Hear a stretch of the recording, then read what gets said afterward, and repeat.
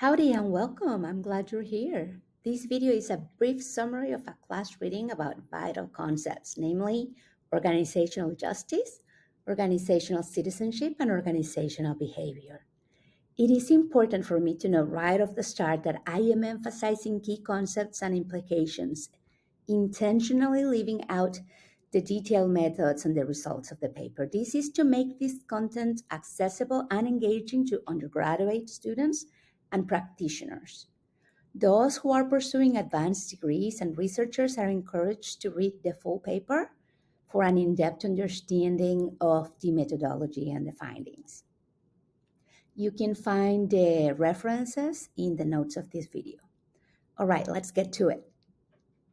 Organizational justice is all about fairness in the workplace, and it comes in four flavors: distributive, procedural, informational, and interpersonal. Let's break this down and see why they matter so much. Distributive justice is about the fair distribution of resources and rewards. For example, are the benefits and recognition in your organization distributed fairly amongst the team members? Procedural justice refers to the fairness of the processes and the decisions that lead to the outcomes. Is the decision-making process transparent and unbiased? Informational justice is about how well information is communicated. Are the reasons behind decisions clearly explained? And interpersonal justice deals with how people are treated in interactions. Are team members treated with respect and dignity? Perceptions of fairness or lack thereof can impact outcomes in sport organizations. Positive perceptions can boost job satisfaction and team performance, but negative perceptions may lead to conflicts or reduced performance.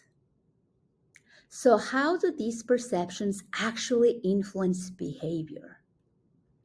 Here is where it gets interesting.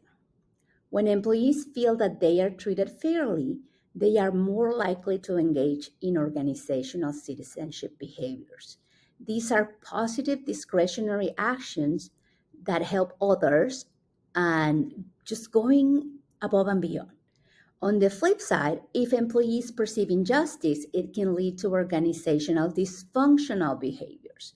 These are negative actions like theft, sabotage, or workplace aggression. To understand why this happens, researchers use theories like social exchange theory and frustration, aggression theory.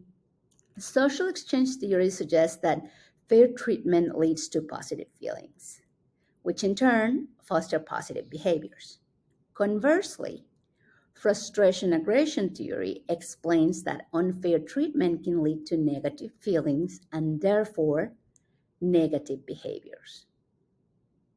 An affect-based model integrates these theories and shows how fairness perceptions impact emotional states, which then influences behavior.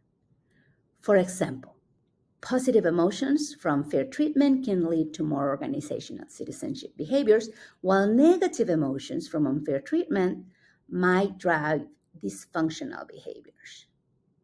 However, there is a twist.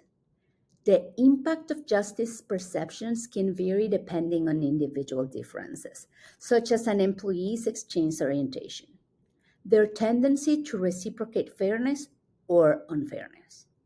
Employees with high exchange orientation are more likely to respond to fairness or unfairness with corresponding behaviors, while those with low exchange orientation may not show the same patterns. So, what can sport organizations do with this knowledge? Here are some strategies. First, enhance fairness perceptions by revising administrative systems and improving managerial training.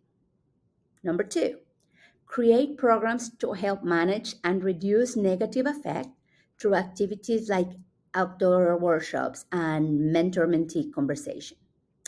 Number three, strategically use employees' exchange orientation to assign roles where fairness is crucial. By focusing on these areas, sport organizations can create a more positive and effective work environment. Thank you for joining me today. If you are my student, check out the assigned reading, and I will see you in class where we are going to discuss its application at length.